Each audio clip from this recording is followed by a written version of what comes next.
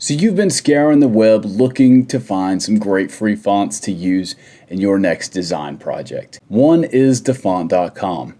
This thing's been around for a while and there's a ton of stuff in there. Unfortunately, one of the drawbacks is it's kind of like going to the thrift shop. You do a lot of panning for gold and hopefully you find something great. Like many things in life, you get what you pay for. You've got limited glyphs, limited weights in the fonts that you get, but there is still some pretty fresh, interesting things in there, and pretty much everything is free. Google Fonts is another one. People may know you can use these on your website or in Google Docs or other Google products, but in the top corner of a lot of these, you can also download the whole font family and use it locally on your machine. Number 3 is Kern Club. Now, this one's one of my personal favorites. All these fonts have a little bit of attitude to them. They feel a little designy or kind of by hand. And I'm a big fan of a lot of the designers that are featured on this one. Pretty much everything is also available for $10 or less. But if you scroll all the way down to the bottom of their shop area, you can find a whole bunch of them available for free. If you follow along on Instagram, they've also throw up deals or have special promos on some of them from time to time. So if you gotta have it for free, there's 3 of my go-tos. But if you're willing to cough up a little bit of cash, you can really get some killer stuff for $10, $15. We're not talking about unloading for $300 huge type families. But we talk about that and unpack some ways to really find some killer stuff in episode 2 of Freelance Fridays. We've pulled a little quick clip from that full episode and where me and the gang talk about it for a few minutes. Here it is. I will say I love like a good, resources for fonts. Like my jam lately has definitely been Kern Club. I am obsessed with every font that they put out. That's a huge resource for me as of late.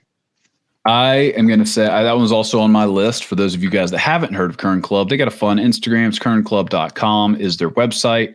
And one of the things that's great to me, not only are these like unlike other styles of type that you're going to find other places, but it's all affordable. Like it's not like you go on Pangram and you're like, man, I love this. To get the full family is $600, right? Yeah. You're like, well, I'll never be able to use that. Good for y'all. No.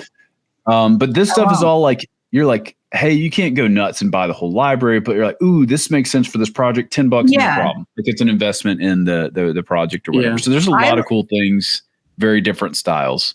I don't know about you guys, but I legitimately will not pay more than like $15 for a font. Like if it's cost more than that, I won't do it. Like, wow. I'll find something else. You got a hard stop there. Okay. Yeah. There's no. I'm the same way. I agree. Yeah. I think I've only paid for like 3 or 4 fonts. Like I will find a way around it. Yeah. Wow. I really think I don't usually ever buy them ever. I usually do free or cheap. Yeah. I'm a pretty like frugal, like cheap boy when it comes to like budgeting this stuff. But let me encourage y'all, like similar to the bank account deal, like open up your checking account. The day that I said I'm setting aside $50 a month for me to buy resources, like $50 is not a ton of money. And that budget used to be smaller when I was making a little bit less money. But I was like, I'm going to be okay if I spend all of this on one font. And because like there's some creme de la creme fonts available for $32. And Ash is like, not even going to entertain it because it is like an amount of money that you have to think about. But if you got that money set aside in advance.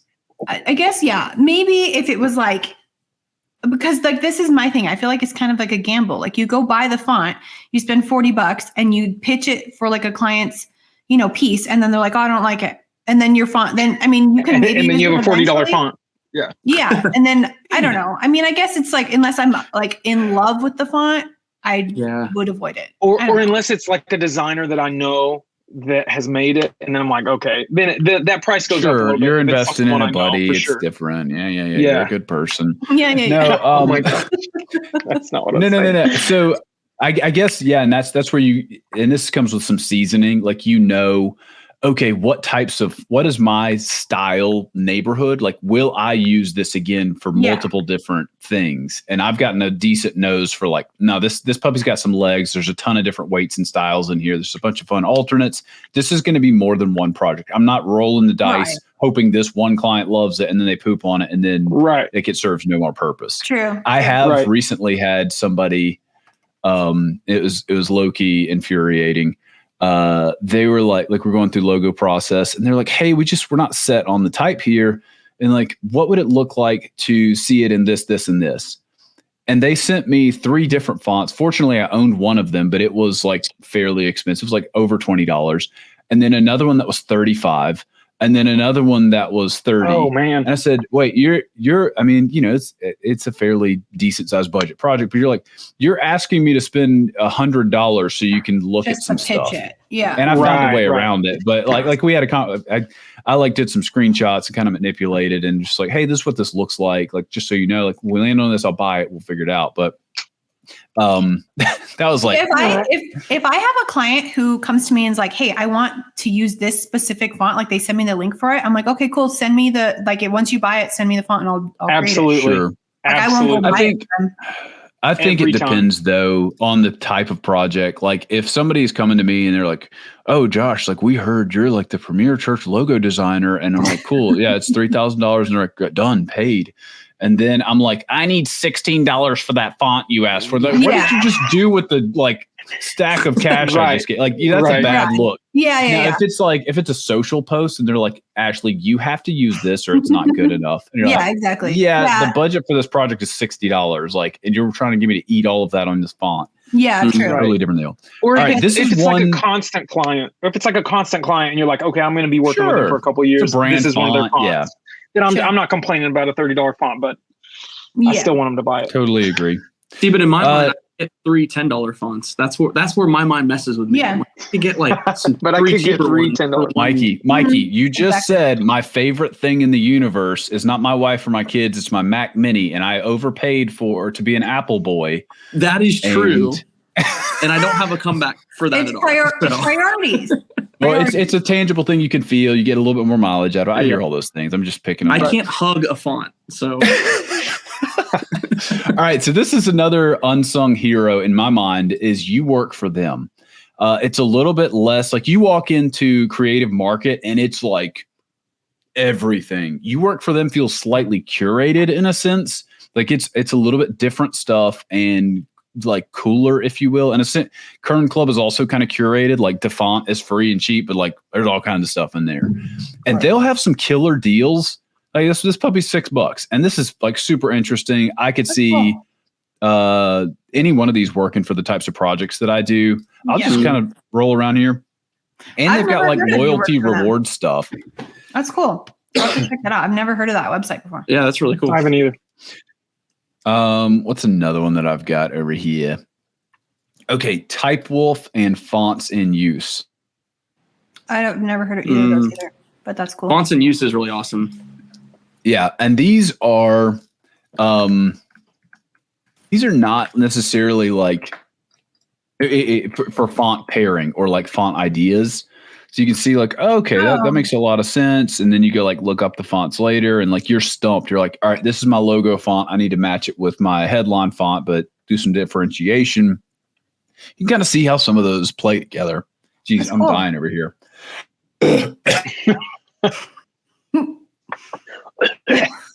Okay. Yeah, I feel like I need to drink water. I know I had to take a drink. Yeah, Zeke, I really appreciated the emotional, the chain reaction of everybody's like, wow, Josh made my throat scratchy. I had to take a drink. All right, here's a pro tip for you. If you're doing this with Typewolf, their search on the website sucks. So you do Typewolf, Gotham. So you type the name of the font, and then you come in here, and it's got a great little history that I don't ever want to read. Some similar fonts. And like for the heavy hitters like Gotham, they've got alternative lists and things like that. It's got a little specimen so you can see like what it looks like.